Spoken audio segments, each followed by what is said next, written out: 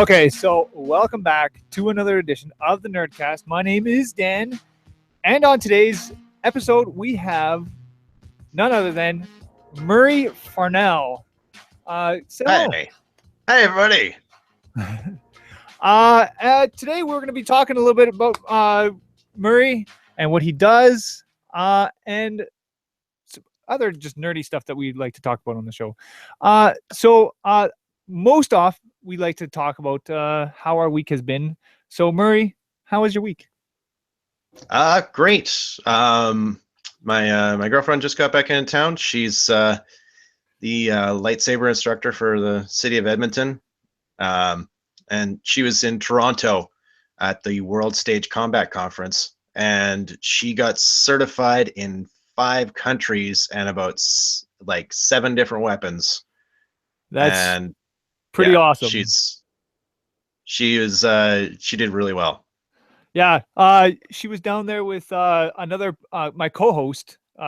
Typically, she's on here, Chelsea Thompson. Oh yeah. So she also did fairly well too. I believe they both got certified.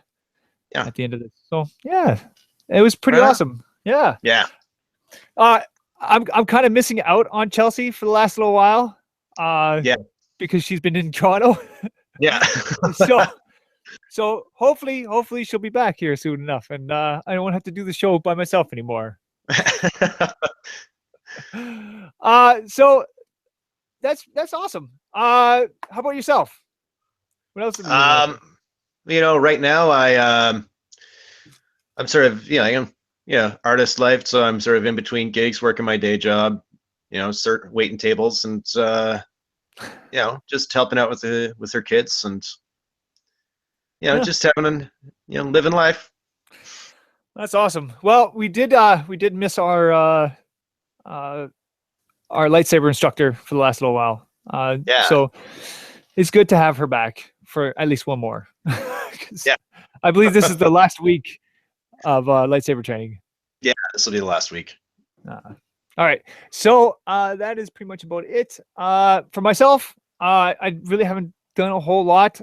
I got a nerd networking RPG night that's coming up here in the next little while, so I'm very excited about that. Yeah. And I got what else do I have? I played a few board games last night. One was I usually write them down, and I did not for some stupid reason. And I was going to talk about them, and I totally just realized that I should have wrote that down. Oh well. We played Exploding Kittens last night. Oh, did you? Yeah. I have not tried that game. Oh man, is it good? It's fast. It's super easy, and it's hilarious. Like, just the captions on the cards are just ridiculous, and I think it's 5 people can play, and then if you can combine a couple decks, you can get up to 9 people playing. It's a lot of fun. That's awesome. I like the game. Yeah. So I can't remember. Some sort of money game is what I played. I should have probably wrote that down. But I've been playing a lot of No Man's Sky the last little while. Oh yeah. I just got a brand new video card for my computer. I got a new 1070 put in there, so it's humming along pretty good. So I decided to try it out with No Man's Sky. I have to say, I'm getting really bored with it very fast. Yeah, I only played it for, I guess, about 6 hours or so. For the PS4, and I gotta say, the most fun I had was discovering new animals and then naming them. It looked like there was one that looked like it had pieces of metal coming out of its back. Oh yeah. So the name that I gave it was I gotta Shivin Mabakyo. And I don't know, it gave me a lot of joy to know that someday somebody would stumble across this creature and discover a Shiv in Mabakyo. That's pretty awesome. I haven't really found, every time I find an awesome looking planet, I find that the those little droids that are flying around everywhere. Yeah, Sentinels. The Sentinels, yeah, they seem to be very aggressive on those planets for some stupid reason. Yeah. There's like, oh, look at this place. It's beautiful. It's sunny out. Oh yeah, they're gonna shoot me and kill me now. Oh yeah, this is great. And they're everywhere. Yeah. It's like, oh. There was one time I was like, I hit a poison sack or something like there was all these poison sacks that were just, they like, and I bumped into them.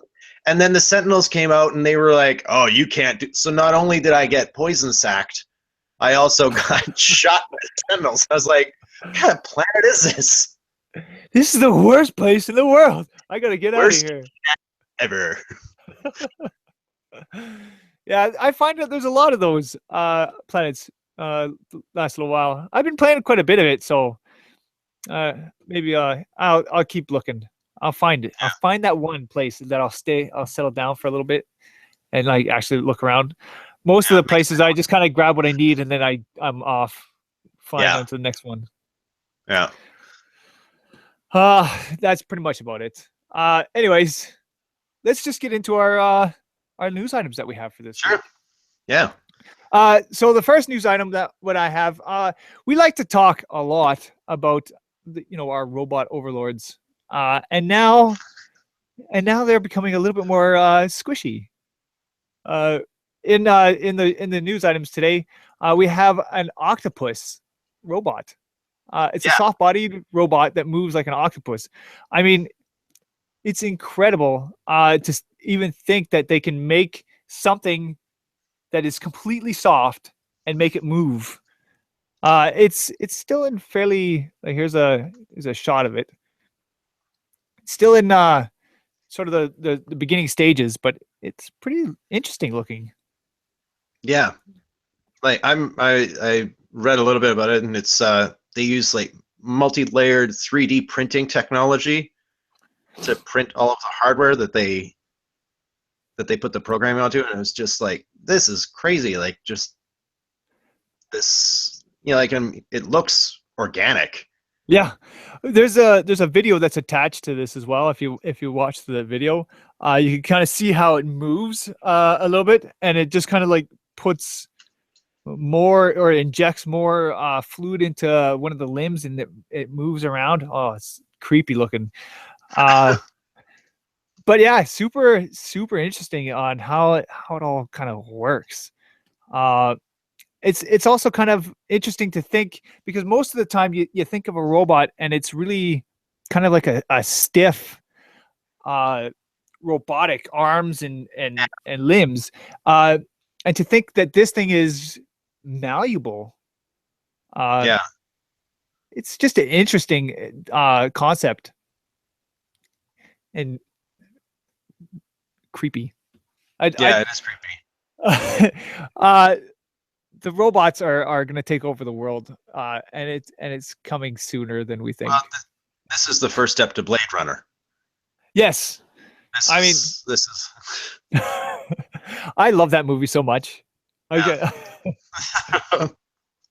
I still believe it's one of the best movies of all time, Blade Runner. The director's cut or the original? I have a soft spot for the original, but at the same time, that director's cut, the one where they redid it, I think they did a very good job with that. Anyways, how about you? What do you prefer for Blade Runner?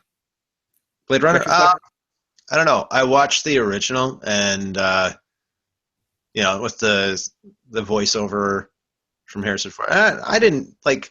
Some people like, it sucks. I'm like, it's all right. Yeah. I like. There's some action scenes in there that are just so bad, and it's just like, it's so much better when they did the director's cut. But I still like the campiness of it. It was fun.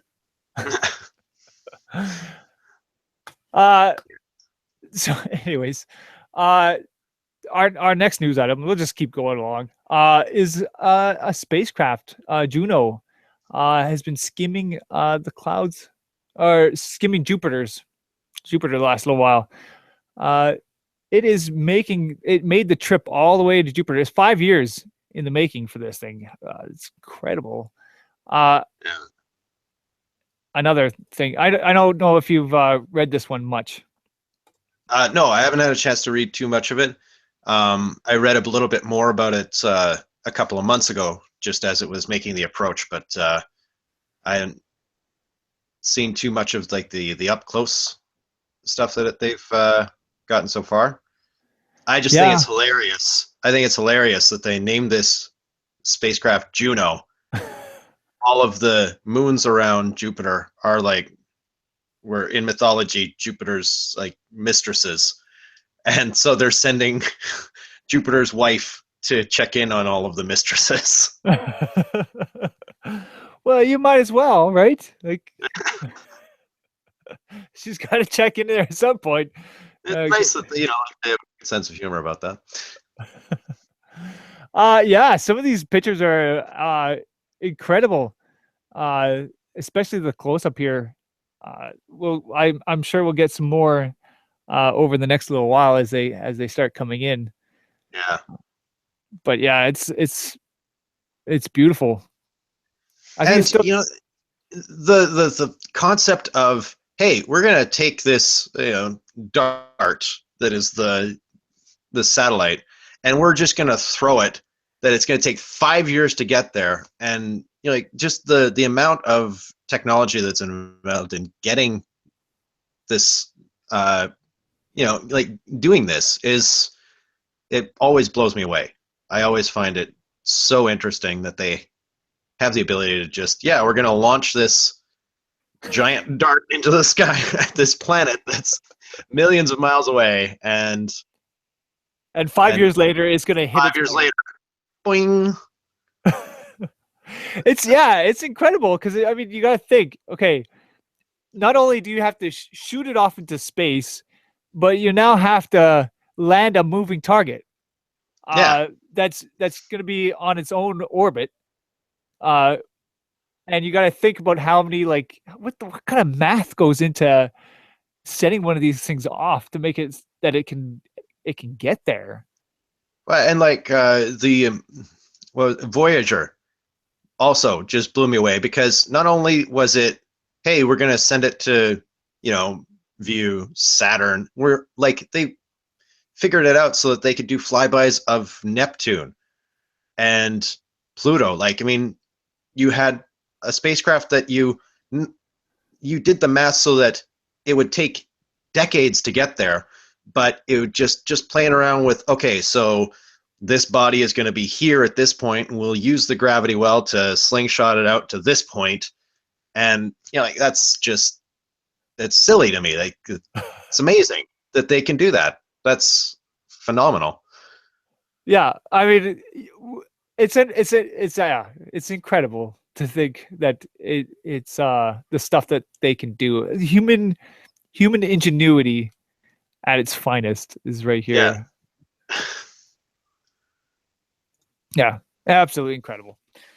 That's all we have for our news items. It was very short. I don't know how long this episode is going to be. But we have Murray. Murray's here, and we're going to talk a lot about you, I guess, because that's what we do on the show. And we're going to talk about some of the projects you've been involved in over the last little while, and some of the things that you're going to be working on in the near future, I guess. Sure. Yeah, sounds good. Sounds good. Sure. Why not? Why not? It'll be all right. It'll be fine. So let's start off by going through what are some of the projects you've been involved in. Well, like I moved to Edmonton like about a year and a half ago from Winnipeg, and I came out here because there wasn't a whole lot going on for me in Winnipeg, so I decided, hey, why not try a new city? And there was the nationals for that were going on in Edmonton, and I'd never done any like formalized stage combat training, so I decided, this would be a good time to go out and do that. So came out here and did 3 weeks of training, and played with swords and quarterstaffs and beat people up for pretend. That was a lot of fun. Then I've just been doing like a lot of film, a little bit of theater. So the major one that I've done was it's called Wynonna Earp, and it's a new series that's been filmed down in Calgary, and it's the granddaughter or the great granddaughter of Wyatt Earp. Mm-hmm. Comes back home to the town of Purgatory, and the Earps are cursed in some way that all of these criminals that Wyatt Earp put down with the Peacemaker are now coming back from hell as demons. And then the Earp heir, which is the oldest child of the generation, is tasked with sending these back to hell with this magical revolver, the Peacemaker. And so she's a reluctant sort of anti-hero, but then steps up as the series goes along. And yeah, it's a lot of fun. It's a whole lot of she's a hard drinking, motorcycle riding, just mouthy person that is like super tough and ballsy. And then they've got her sister who's like super sweet, but she's really she's another really intelligent person, and just a lot of really strong female characters in this, which is really nice. And like we get to play a demon. That was like the 12-year-old inside of me when I walked on first day in hair and makeup and costume and everything. I was like, this is the best thing I'm ever gonna do in my life. This is awesome. It's just like a kid, you get to play as a demon. That's the best. I got to actually watch that episode just recently, and just watching you on film, because I know you personally, and right. I get to see you on the show, and it's just like, that looks so cool. Like, yeah, the whole like twitchy character that you had going there, I'm like, oh yeah, that looks like a lot of fun. Yeah, and when the superpowers that you had, yeah, like they wanted to make it, like every demon had a different thing going on, so there was sort of a trifecta of us in the episode that I was in. And but I was the one with the super speed, so I was just like, she said he moves like he's crumping, so like I'm just really aggressive and just like flashing all over the place. And the director had me do this thing. He was like, I kind of want to do this this thing where your head is just gonna blur. And I forget what he used as I think he said a Jacob's Ladder thing. And there's this part in Jacob's Ladder where they have this guy's like face just shaking all around. Yeah. It's just one shot. And so I watched the whole movie just for that one shot, and I was just like, oh, I think that's what I don't know. Maybe that's what he's talking about. And then I got on set and he was just like, yeah, just shake your head back and forth. Stand here, keep everything else really still, shake your head back and forth. And then they did a bunch of in-camera effects, and that's what it turned out, was like this blurry kind of kind of thing. And it looks super freaky. It was a lot of fun. And then they wired me up and they had me jump out of a grave, and they harness on me, and they were like, okay, so this is going to be like an 8-foot jump. I was like, awesome, let's do it. It's a lot of fun. Yeah, it looked like it would have been a blast to do. Not only that, you did manage to escape at one point during the show. She did shoot at you quite a bit, so don't want to talk too much about that. But yeah, it was a good episode. Yeah, I had a lot of fun. It's good. So anyways, what else have you been up to? You were a part of a few other things, haven't you? Yeah, let's see. I was on series finale of Hell on Wheels, which was kind of neat. I was there for one day, and it turned out to be like about 20-30 seconds of airtime. and I got to be snarky to Anson Mount. That was nice. And I was there on the last day of shooting, so they were just we were doing the last scene that they were ever going to shoot in Calgary, and we did it at this big old stately kind of mansion in type place, and we're just walking around this place in between shoots and before they get set up, and we're just going, man, who lives here? This is amazing. And so yeah, so they finished the last scene, and then they said, well, that's a wrap on Anson Mount for the series. And he got, like, they had champagne out, and he gave this big speech about how the crew in Calgary was just the best crew that he's ever worked with. And then there was another guy that was in the cast. He came up the driveway playing bagpipes. And I think he was playing Danny Boy on the bagpipes. I don't remember. But yeah, he was coming up and playing the bagpipes, and everybody was like standing around and crying and hugging. It was really neat to be part of that, because, you know, this is like this big thing that was going on, and I got to be there for the end of it. So even though I was there for only one day, it was like the coolest day I could have been there for. Yeah, no kidding. Out of all the times you could have made it for, you had to be there for at least the last one. Yeah, and then they invited me to the closing part, or the wrap party, I guess, at the producer's house afterwards. And so, you know, I'm hanging out with the director, and he's telling me the story about Liam Neeson, and he shot this movie with Liam Neeson, and this other guy that was on the set, he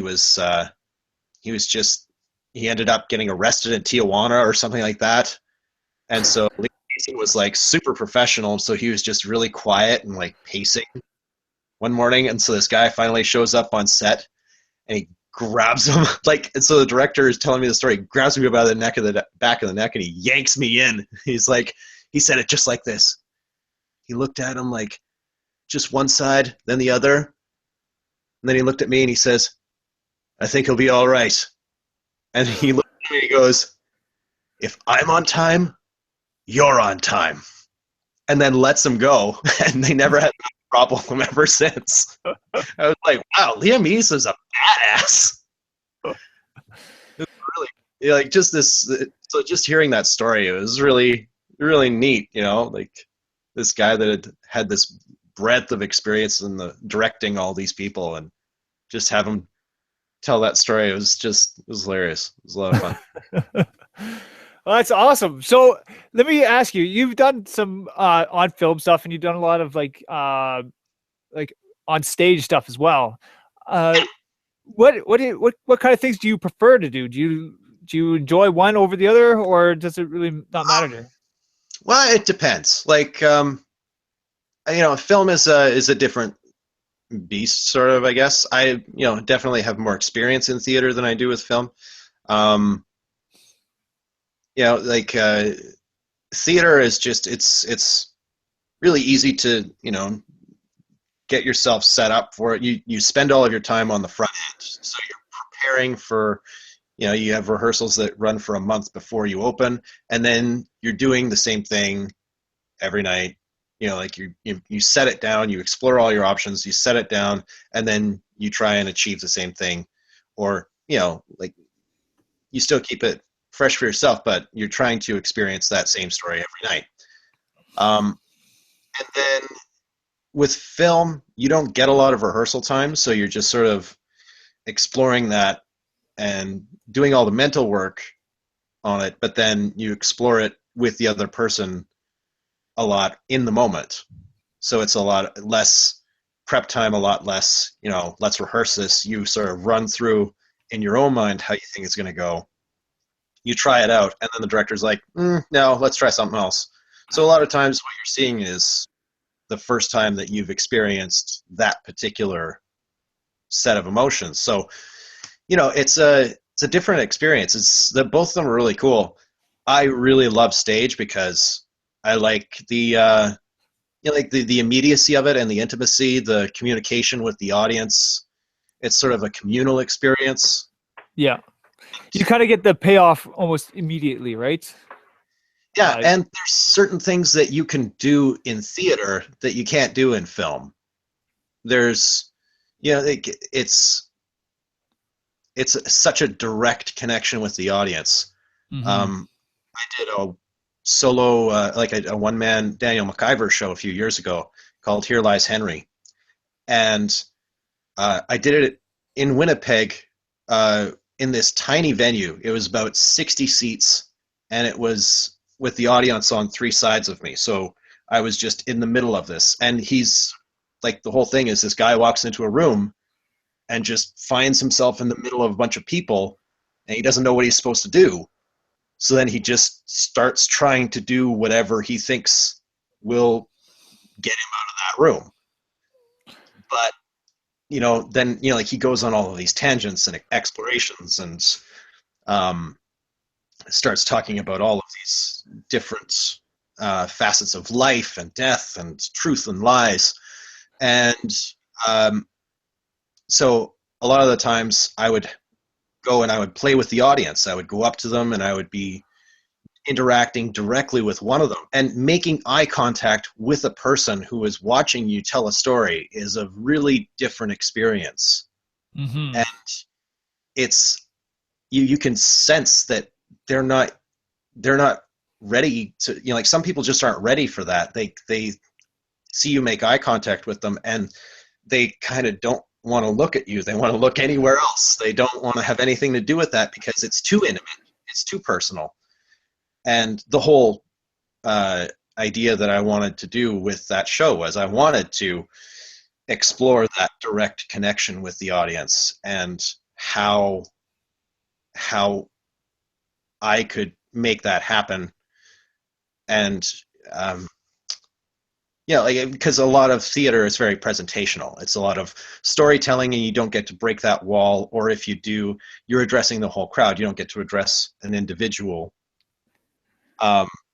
And so finding those individuals and talking to them specifically, and then opening it up to the rest of the people to see how they react to that.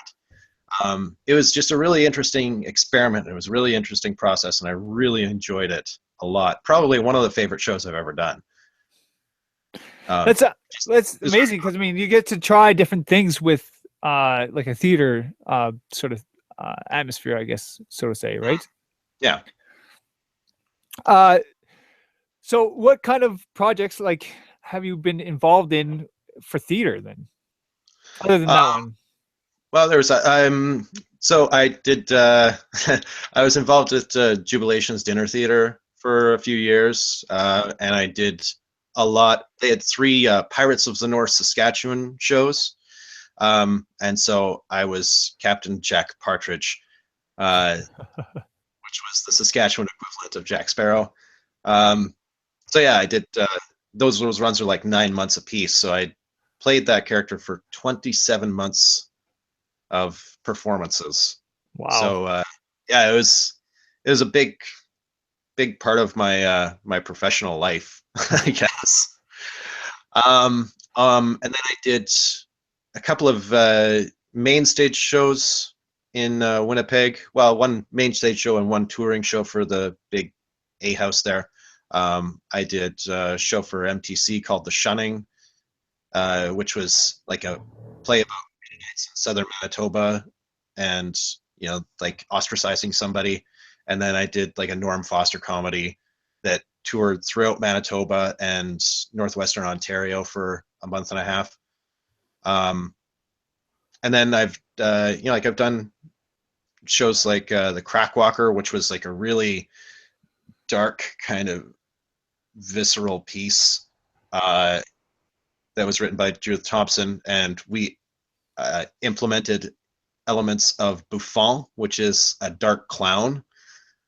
So like we were ugly characters. We were, like playing these people that were sort of on the lowest rung of the social ladder, and then we just sort of reveled in some of the things that other people would be like, oh, that's not okay. Like the person that I was in a relationship with in the show, we had a scene where we were brushing our teeth at the end of or throughout when we were talking about something.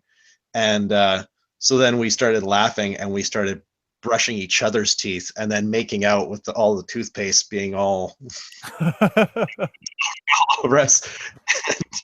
People were alternatively horrified and uh, incredibly entertained by that moment, and that's sort of what we were going for. And then recently, I did a couple of shows here. I did Wind in Her Sails, which was a sailing sort of story about a Newfoundland fishing trawler and that runs afoul of some weather, and a woman that was sort of just along for the ride that ends up taking over when the captain gets knocked out of commission. And then recently I did a stage adaptation of Moby Dick, which was called Or the Whale, which is the subtitle for the original novel. And we did that for the U of A MFA Directing department. So So how'd you get involved with that project specifically?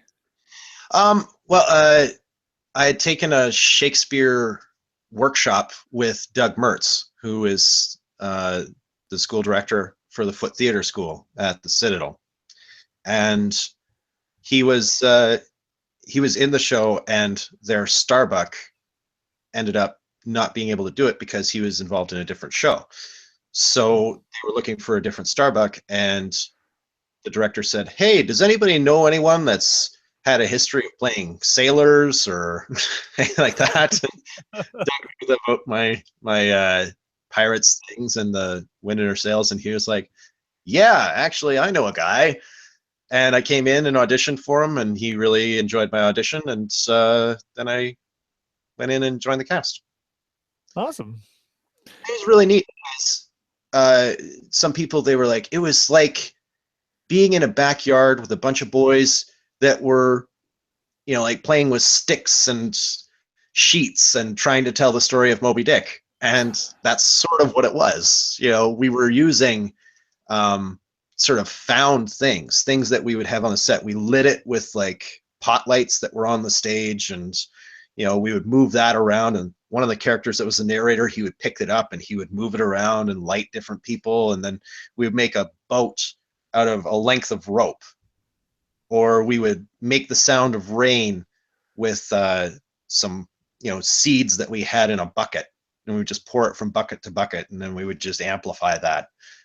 And so it was all just about telling the story through all of the things that we found on the scene.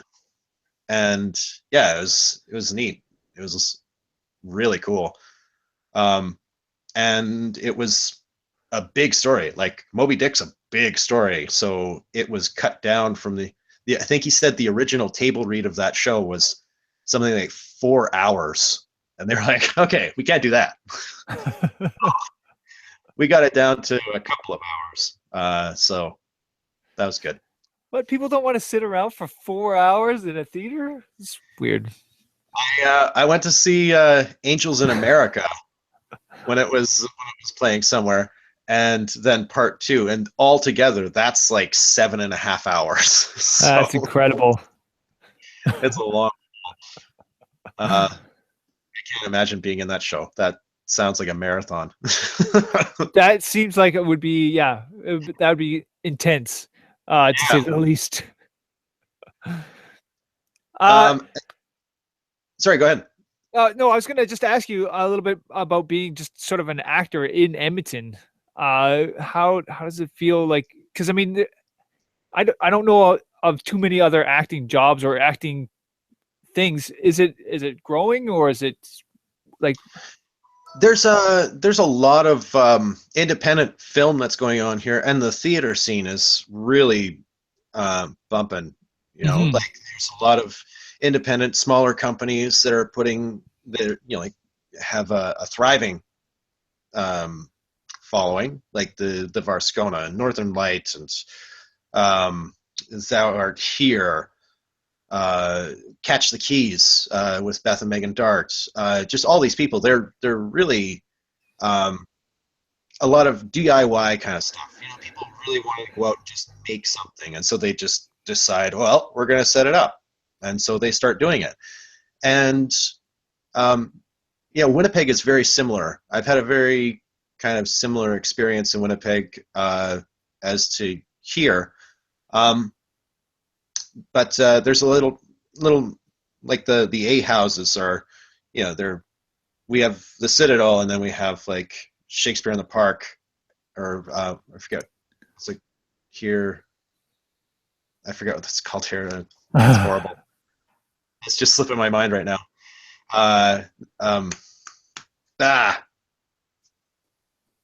Anyway, so I just Yeah, we have multiple theaters and everything, like Roxy and and so like the bigger houses are, they have huge stuff going on, but the independent scene sort of fleshes it out into this really rich tapestry. Like, it's really cool. So there's always lots of stuff going on. But, you come into a new community and you have to get to know everybody, because, like, it doesn't matter how much work you've done before other places. You come into a new place, nobody knows you, so you got to get to know everybody. You got to get out there and just show who you are in order to sort of start working with people. Mm-hmm. So how has it been the last little while? It's been good. I've done a lot more film here than I've ever done before. Like I just finished doing a commercial shoot for something last weekend, and then I did a couple of Storyhive things. I did Victor and Plight, the superhero rock opera. We were part of a 4-man fight team that took on Afton Rents, who is, I don't know if have you met Afton? Yes. She's done a lot of stage she's done some lightsaber training with us. I've also like talked to her before. She's never been on the show, which I should have her on. I think I should have her on the show. She's phenomenal. She's great. And so she took on all of us in that scene, and she just, took us out. And there was Mackie was also in that one, right? Is that correct? Yeah, Mackie was in that one. Yeah, Alex Mackie was in that. Cliff Kelly was in that. Jake Siacic, I think I said his name right. And then Evan Hall was in it, and then me. And Byron Martin was also the sort of title character, and I got to stab him.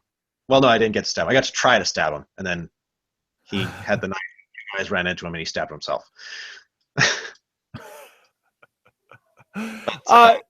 So it's like there's always a lot of things going on, a lot of things to be involved in. Like making a living at it is difficult. I worked fairly consistently last year, and it's still hard. But like I've had a lot of really good luck here, and I've met a lot of really great people, and it's just always going to be a hustle trying to find new work and new contracts and keep going out there. Yeah. So what kind of stuff are you looking for in the future here? Well, I do have a TA for Janine Waddell, who is the lightsaber instructor down at Churchill Square. We go into schools and we teach stage combat there. So we do a little bit of that kind of thing. I still have, my agent is still sending me auditions, so whatever comes up. Tin Star is now filming. Winona got renewed for a second season, but I don't know if I'll be able to get on that. So there's always new stuff that's coming in, and the crew down there is phenomenal. It's awesome to work and film in Alberta. It's just such a great, you got prairie on one side, you got mountain on the other, you've got beautiful river valley, you've got everything that you could want for outdoor locations. You've got all this really great architecture around. This is a great place to film. It's just a matter of, how starting much to sell that a little bit more. much of it is going to get greenlit and how much of it's going to come here. And then as far as theater goes, just whatever comes up, just keep on auditioning for it. I get cast as a lot of bad guys. It's fun playing bad guys. Sorry. I don't know why that's happening. Yeah, I get cast as a lot of bad guys and a lot of not nice people. Yeah, a lot of d-bags. I'll just say that. Just not really good guys. I don't know why. I don't know if I give off that kind of vibe or something, but well, I personally, playing the villain is always a fun thing to do, right? Yeah. So why not? And you did make a really great demon in Winona. Nice. So Thanks. It was a very interesting, very cool. If you haven't had a chance, for all those who are listening to the show, to check out Wynonna Earp, I'd suggest, at least checking out episode 3. I believe that was the one that you were in. It's pretty good. It's very enjoyable. Yeah, and I mean, it's like the first season of Buffy. The first few episodes takes sort of get into the stride, and then the last half of the season really starts to ramp up. So I'm really excited that they got greenlit for season 2, because I think that now that they've sort of found their stride, they know where they're going. They're just going to take off. I think this is going to be great for them. Yeah, I'd have to say it was a little rough at the beginning, but you could kind of see as they started to kind of click in a little bit more, as the season progresses, it does pick up. Yeah, well, I mean, it was based on a graphic novel series from IDW, I think it was. Yeah, and so they've adapted it from that. So it just like the showrunner off of it, Emily Andrus, she's been involved in some really great stuff like Lost Girl, and so she was she had this idea and just made it happen. No, so, that's awesome. And they shot it here, not here, but in Calgary. So it's Alberta based. So I mean, it's pretty awesome. They were thinking about taking it to Vancouver because there was some, like, they were wondering if this was the best location for them, and then they got it worked out that they could stay in Calgary, and I think everybody's really happy about that.